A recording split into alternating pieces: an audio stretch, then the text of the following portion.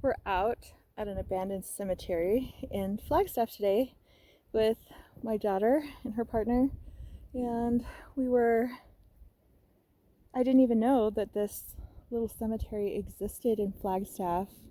I've got to go back and look at the name, but it's abandoned, and if you drove by here, I don't think you would know it was a cemetery. There's only one above ground. All the rest of the stones are the ones that are flush with the ground. And so I just thought I would show you a couple of them so you can come along on the cemetery wandering. But yeah, lived here 20 years, didn't know that this was here.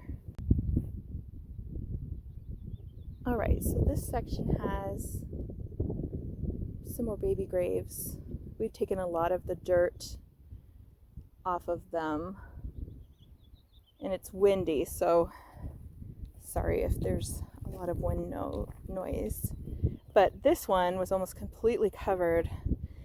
There are prairie dogs out here, so there's this big prairie dog hill, and so we could just see the corner of this one sticking out, and so we uncovered it. We've done that several times today out here. Shelley Rose, infant daughter of Jack and Janet O'Neill. And then right here is another one. Opal Gale Jackson. And so everything is kind of apart from each other. Here's one. Lois Fern.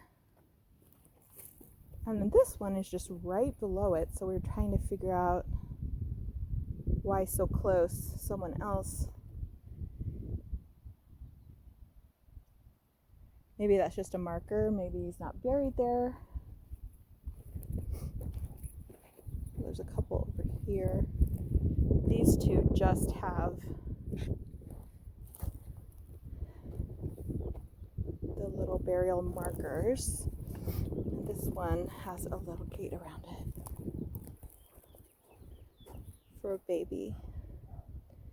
Our beloved daughter, Laura Lucy White. So here is the cemetery. There's my girls, so we're wondering probably what's taking me so long. So it's just really nothing much out here. Some trash. Some of the flower holders that aren't, strong enough to stay in the ground very well have blown out. And then we found some graves under the trees over here. This one's a really nice one under that tree. So, and then you can see one above ground vault back there. That's the only one. So, a really different cemetery experience. Try not to trip and fall in any of the gopher holes, prairie dogs. I'll show you this last one.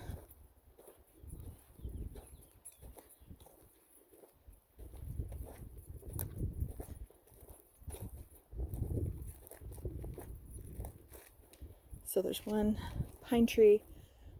I was thinking when they planted this pine tree, it was probably just this little tiny thing that they did at the top of his grave, but now it's really big.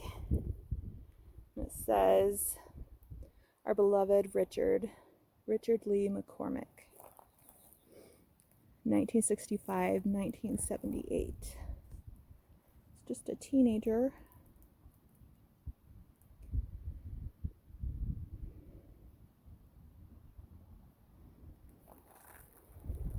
Anyway, it's been interesting. We've uncovered a lot of headstones today. There's the San Francisco Peaks. Isn't that pretty?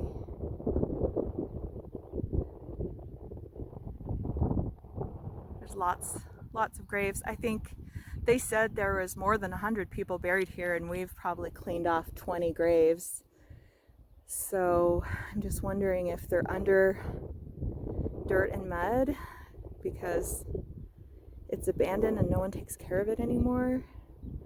Here's another one that we uncovered.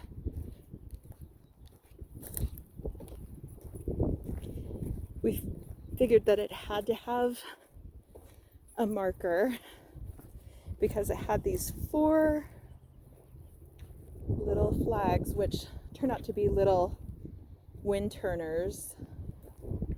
And you couldn't see anything at all. And so we started digging with this little scoop that we had and found Clarence E. Dye, dearly beloved, 1932, 1966, so just 34 years old. So that's our cemetery experience for today.